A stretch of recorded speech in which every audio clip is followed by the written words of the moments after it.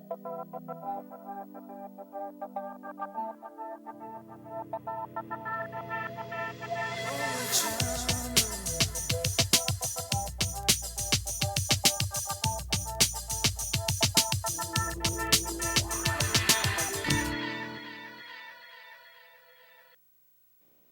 everyone and welcome to another edition of Sports Timeout. I'm Anthony Polidano. In today's show we're checking out area action from the 2009 girls basketball playoffs. We start out at Utica where the majority of our teams were playing. The Stallions were coming off of a great season, winning 16 games and tying Fitzgerald for the MAC Gold title. Rick Rapicki's team did enter their playoff rematch against Ike on a 2-game losing skid, so drawing the district favorites would prove to be a difficult task. There's first-team All-County player Michelle Blaine. Last year, her and the Eagles bounced Rick Rapicki Stallions in the opening round. Pick up the action in the first quarter. Michelle Blaine to the hoop off the glass for 2. And early on, it was looking like more of the same here. Blaine with the deflection over to Alyssa Talang. Talang gets it to Chelsea Wyszynski, who hits the shot. 8-1 in the first. Talang, 10 assists on the night. Stallions, though, try and come back here later in the first. It's Danielle Zito from deep. She hits the 3. It's a 7-2 run to pull the Stallions back within a pair. But more Eisenhower. It's Wyszynski stepping out and hitting the 3 ball. 15-8 Eagles at that point. Kevin Donahue's team was up 17-8 at the end of 1. On to the second quarter. Great ball movement here by Ike. It's Christina Nagel to Rachel Sini to Blaine. 19-8 Eagles. And then in transition, Alyssa Talang does the work herself. 25-10. Eisenhower up as the Eagles put some big-time distance between them and the Stallions here. Lauren Bonus there with the steal, the lay-in, and the foul. Part of a 19-2 Eagle run, and they just kept pouring it on. Here, Maxine Pizzo off the bench with the jumper. 34-12. Rick Rapicki's team shooting just 29% in the first half. Late in the first, Aisha Anderson here to Sarah Chehab, and Sterling Heights got it down to within 16 at the break, 36-20. But more of the same in the third. Christina Nagel here for Ike. A real part of the Eagle game that has developed this year. The 3-point shot, she knocks it down there. Kevin Donahue's team never really threatened after that. Ike knocks down 5 3-pointers on the night. Here Wyszynski with another 3. 51-26. Then Michelle Blaine with the steal to Wyszynski for the long 2. It's a 29-point lead. Talang finishing things off here for Ike. Eisenhower outscores the Stallions in each and every quarter as they go on to dominate. 71-42. They hold Sterling Heights to just 30% shooting from the floor and out-rebound the Stallions 38-24. It equaled 27 more shots for Ike than Heights had. Wyszynski had 10 points for the Eagles. Talang 10 assists. Michelle Blaine 21 points and 9 rebounds for Ike. Danielle Zito led Heights with 13. Aisha Anderson had 11. Overall, I thought we played pretty well. There were some mistakes that we made that let them hang around a little bit in the first half, and we wanted to make them play away from Anderson driving to the left, and we gave her too many opportunities in the paint. But other than that, overall, it was a pretty good game. In the other first-round game at Utica, the host Chieftains took on Chippewa Valley. 2009 was a rough season for the Orange and Black, but Utica had been playing better down the stretch and looked for revenge against a Big Red team which thumped them during the regular season. A hyped-up Utica crowd had redemption on their mind as Sarah Miller and company took their second crack at Chippewa Valley this year. Pick up the action in the first. Chieftains looking very crisp. Good ball movement around the perimeter. They get it inside to Catherine Johnston. Johnston takes it to the glass. 2-0 Utica. Then later on in the first quarter, Mara Madej in off the bench, takes a pass from her sister Erin, hits the jumper. Chieftains up 10-5. A little surprise going on at the end of 1. Second quarter, Nicolina Vitale there with the basket. 10-7. Chippewa Valley back within 3. Then Erin Madej here. Nice spin move in the paint off the glass for 2. and the Chieftains were up 12-7 before they unleashed the secret weapon. Gina Gigante from deep three-pointer there puts the Chieftains up by 8, 15-7. Then more Gigante.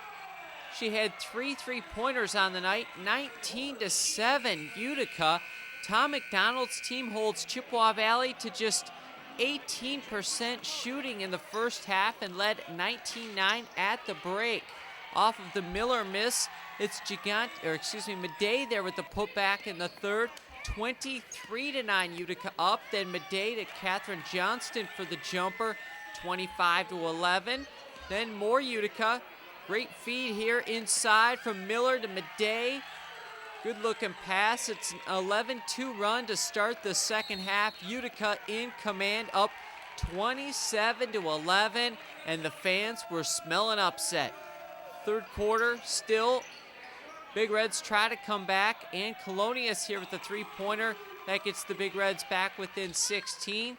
Then Vitale here with another hoop. It's an 8-2 Big Red run that gets the lead down to 30-16, but Tom McDonald's team just too efficient in the second half. They played good defense, didn't take a lot of shots, but the shots they took, they made. They shoot 53% in the second half. Catherine Johnston there gets the kind roll to make it 36-20. Then Katrina Sachowski there with the steal to Gigante. Gigante, a huge day, a career high, 15 points for her as Utica goes up 38-20 and goes on to win it 44-30, springing a big-time playoff upset.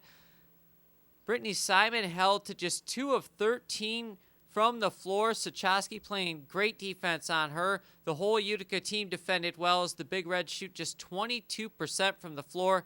Erin Madej chipped in with 10 points. Catherine Johnston had 8, and Utica's big win.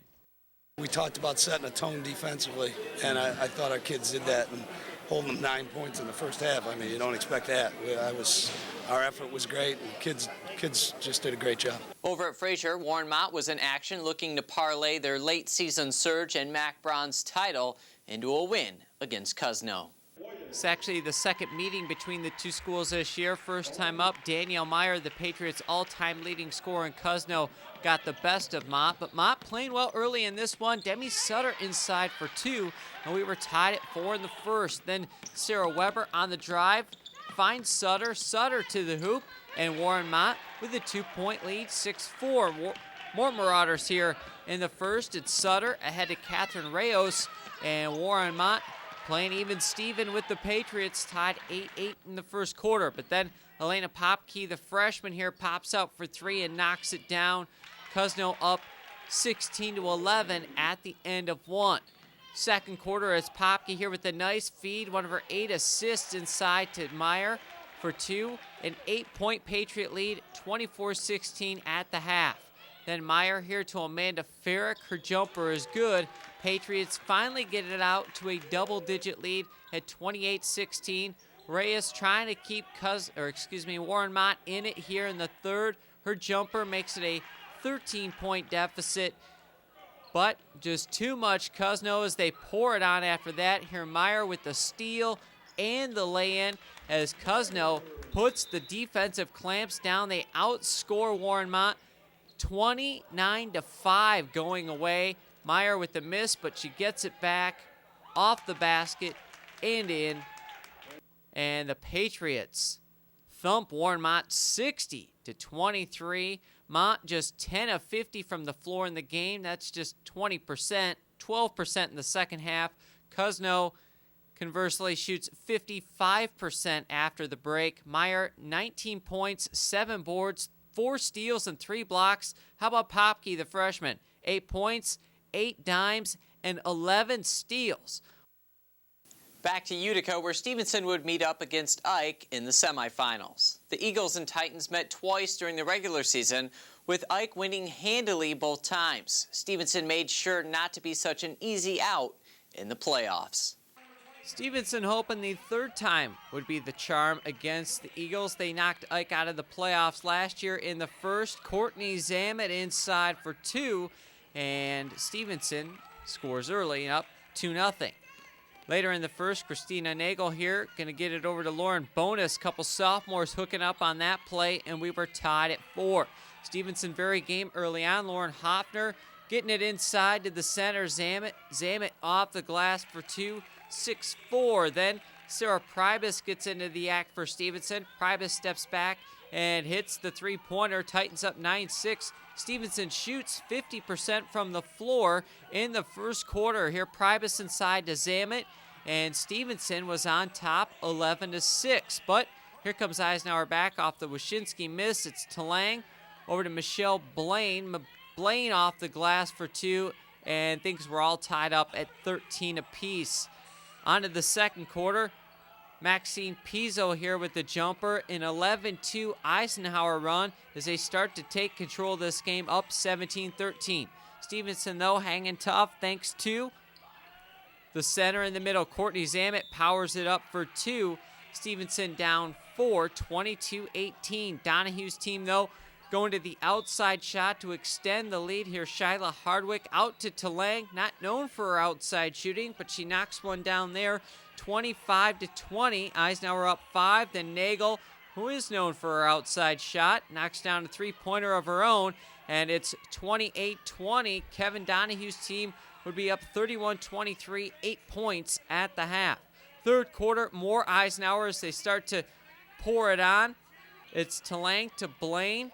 This is part of a 15-4 Eagle run as they take control of this one. Blaine, perfect from the floor on the night. Then Bonus here going to get it ahead to Talang. She'll find Michelle Blaine for 2 more. 37-24, Eisenhower in control. Casey Pillar just looking at a game that was looking like much more the same. But Stevenson, to their credit, bears down and tries to grind it out. Here, Zamet inside for 2 off the glass. Pretty move there by the Titans senior. Stevenson back within 9 at 41-32. Casey Pillar's team down 8 at the end of 3.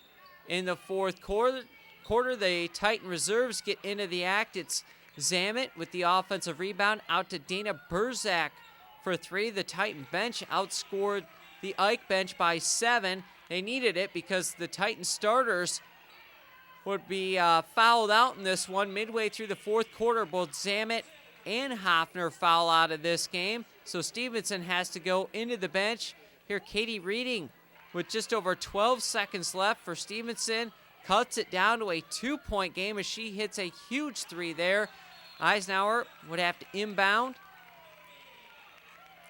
and just play keep away. Bonus races up the floor. She's fouled hard by Katie Reading. It's an intentional foul. Ike would get 2 shots in the ball and the win as they survive 53-49. Certainly much closer than the first 2 meetings. Blaine a perfect 9 of 9 from the floor for 22 points to lead Ike. Zamet, how about this? 25 points in her final effort for Stevenson. She was 11 of 15 from the floor. The rest of the Stevenson starters, though, just 2 of 15 from the floor.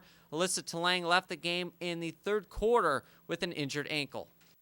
We played Stevenson twice so far, and I mean, we beat them, but we know that they're always going to come out and be so aggressive. And tonight they definitely showed that they were in it to win it, and they really were going to be aggressive all night long. The Falcons and Chieftains met in the other semifinal match. On paper, it seemed like a lopsided matchup as the Falcons have had Utica's number in recent years, including a 10-point win on the same floor about 1 month earlier. Utica, however, was very much in that game until Sarah Miller picked up her 4th foul late in the third quarter. So an upset was not totally out of the question. Ford looking to continue their dominance over Utica, but Tom McDonald's team had other ideas. In the first, it's Falcons off to a good start. Kelsey Razak to Emily McKay, 2-0 Falcons. Then more Ford. They got great looks early on here. McKay with the hoop and the foul. Ford up 6-2. More Falcons here in the first. It's Jasmine Flanagan with the hoop and the foul. Falcons up 8-2 at that point. Ford, though, shoots just 3 of 20 from the floor in the first quarter. They could have been up by a whole lot more. Tom McDonald would tell his team after the quarter, being down 8-7 is a gift. Katrina Sachowski there hits a three-pointer to get it down to 8-7. Second quarter, Chieftains take advantage of that gift as it's Johnston with the jumper, and Utica had a lead despite being outplayed 9-8. Teresa Joseph comes back for Ford, hits a three-pointer there to cut the lead down to 1 in the second quarter at 12-11. Then Sarah Miller stripped. Kelsey Razak in transition, and oh, that is pretty too. Jill Kaltz. Ford retakes a 15-14 lead.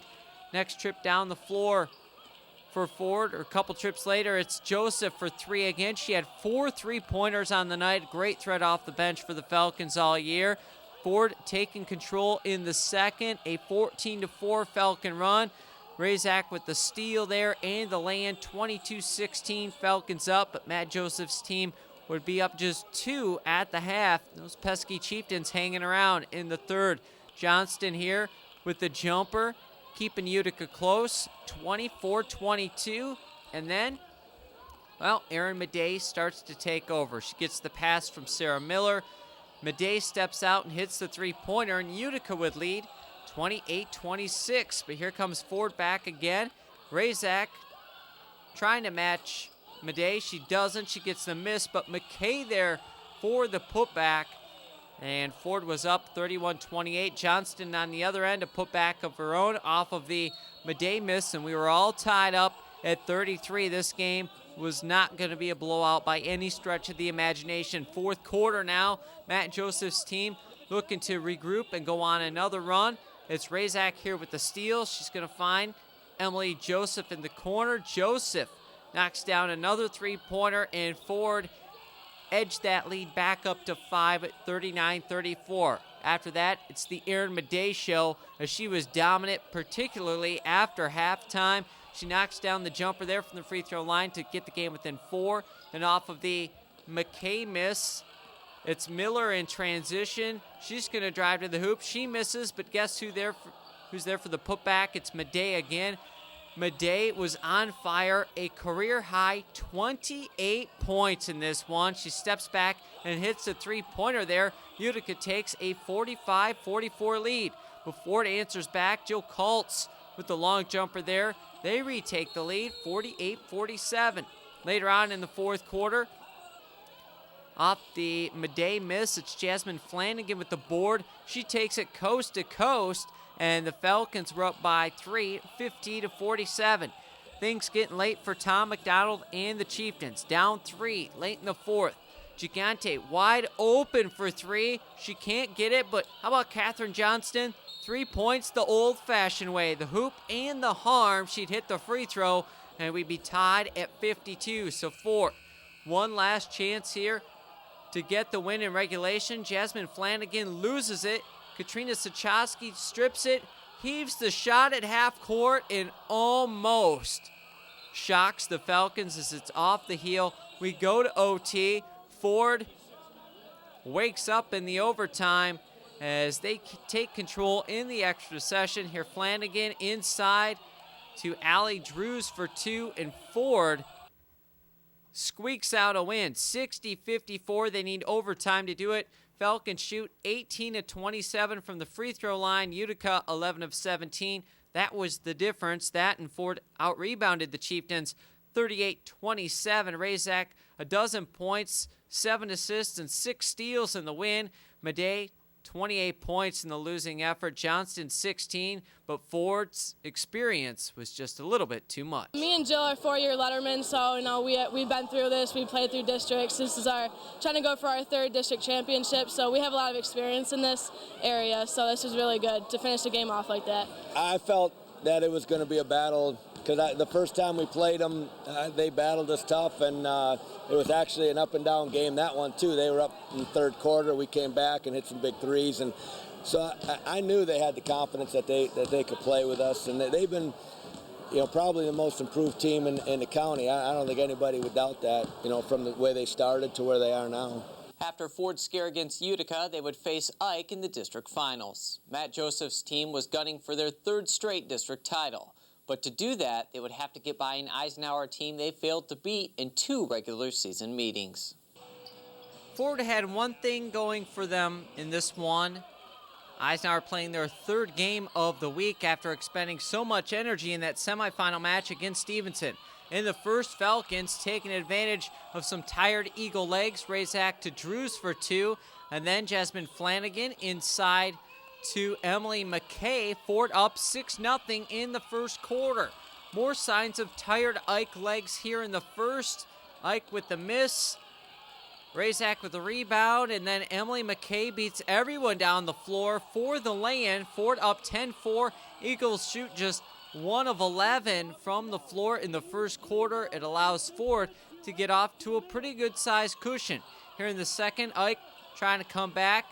Talang playing on that bum ankle with the rebound as they get it ahead to Michelle Blaine. Eagles within 3 at 12-9, but Ford really pours it on in the second quarter. They hit 10 shots from the floor in the second. Teresa Joseph there with the three-pointer makes it 17-11. Then off of the Razak miss, it's Jill Kaltz. Right spot at the right time. Right result for the Falcons, 22-15 Ford. Then Kaltz here with the runner from the wing. Kaltz 4 of 4 from the floor in the first half. It's 26-17 Falcons. Then more Ford here in the first. It's Flanagan ahead to Emily King. She beats everyone down the floor, 28-17. Then Kaltz at it again. Ford shoots 10 of 15 from the floor in the second. That's good enough for 66% shooting as the Falcons take control, 31-17 at that point. Then Razak, who their leading scorer was ironically scoreless in the first half until that three-pointer from St. Clair Shores pretty much. She hit that one from deep. 13-point Ford lead at the half. In the third quarter, the hot shooting carries over. Razak with the miss, but they work it around to Kaltz. Kaltz as Jay makes it 5 for 5 from the floor for her. Ford extends their lead up to 17 as Razak finds Drews inside.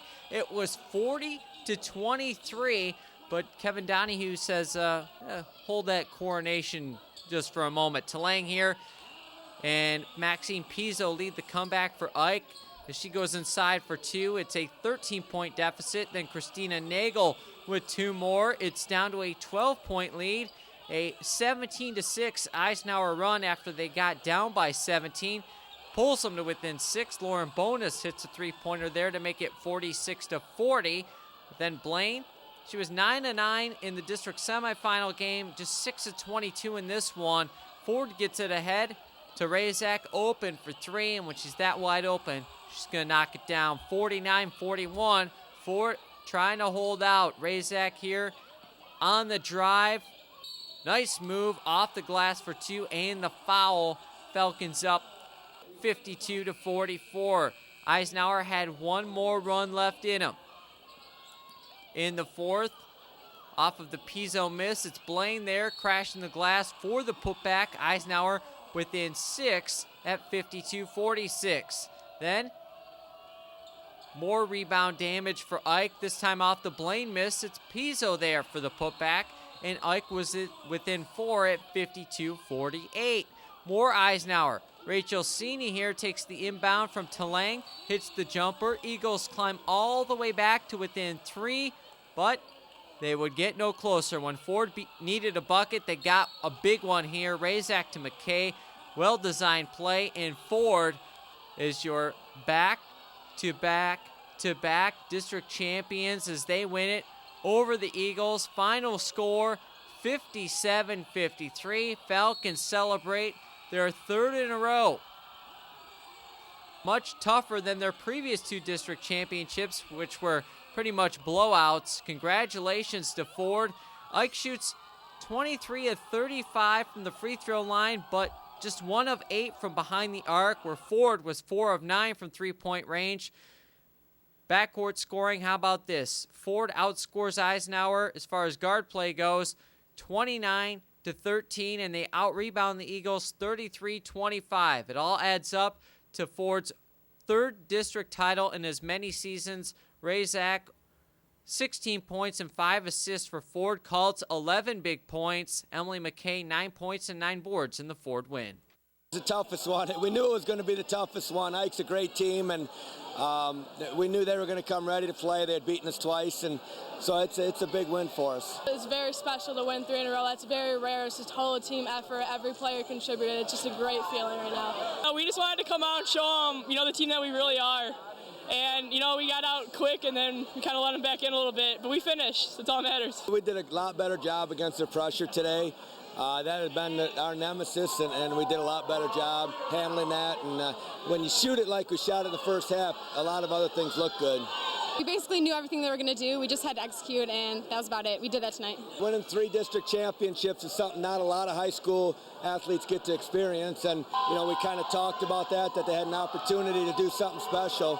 And they came out and fought for it. After their 3rd straight district crown, it was on to the regionals, where the Falcons tried to do something that their previous district champion teams failed to do: make the regional finals. Matt Joseph's team taking on Fraser, a team they split with in the regular season, one of their MAC Red foes. Pick up the action in the first quarter. Ford off to another good start. It's Razak inside to Allie Drews, and the Falcons were up 9-3, but the big tandem of the Ramblers gets into it. Kelsey Irwin to Becca McHenry, and Fraser had cut the lead down to 2 at 9-7. Razak here late in the first quarter, though, with the floater from the wing. Ford up 11-7 at the end of 1. Second quarter, Ramblers take control of the game. Henry with the nice-looking release there. Three-pointer gives Fraser a 3-point lead, 16-13. Then Irwin on the drive. It's an 11-2 Fraser run. They take an 18-13 advantage. Razak answers back. Oh, with the teardrop. That's nice. Ford cuts the lead down to 3 at 18-15. But Fraser on another big run. McHenry steps outside and knocks down another three-pointer. It goes as a 17-4 run in all for Fraser.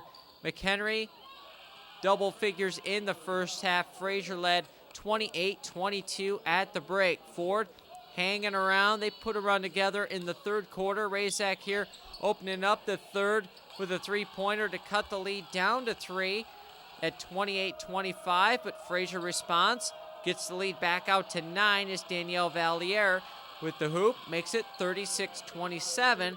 Ford down by 9, but Ford kept climbing back into it off the Jill Kaltz miss. Allie Drews with the offensive rebound. They work it around, get it out to Razak for 3, and Razak drills it. 36-30, Ford down by just 6. Then Razak puts it on the floor and takes it to the hoop for 2. Ford cuts the lead down to 2 at 36-34. Matt Joseph's team puts together a 10-0 run over the late parts of the third quarter, early parts of the fourth.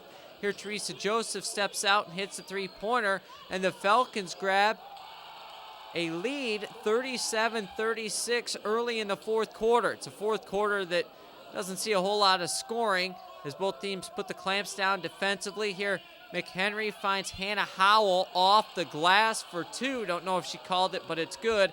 Fraser takes a 4-point lead in the fourth. Razak trying to pull Ford back into it. She hits another floater, gets the Falcons within 2 at 41-39. Ford now late, down 2. Chance to tie here. Razak's tying effort is going to be short. Ramblers get the rebound, and Irwin is fouled. She would split the pair at the other end, so Ford 5 seconds to get off a desperation tying 3. Razak throws up the awkward 3 at the buzzer. It's off the mark, and Ford not quite enough to beat the Ramblers. 42-39 your final. Razak led all scorers with 17 points in the losing effort. She added 4 assists. McHenry with a dozen to lead the Ramblers. Irwin with 8 for Fraser. Emily McKay with 8 points for Ford as the Falcons end their season at 13-10. Well, that does it for this edition of Sports Timeout. Thanks for watching. Congratulations to the Falcons on 3 in a row. We'll see you next time.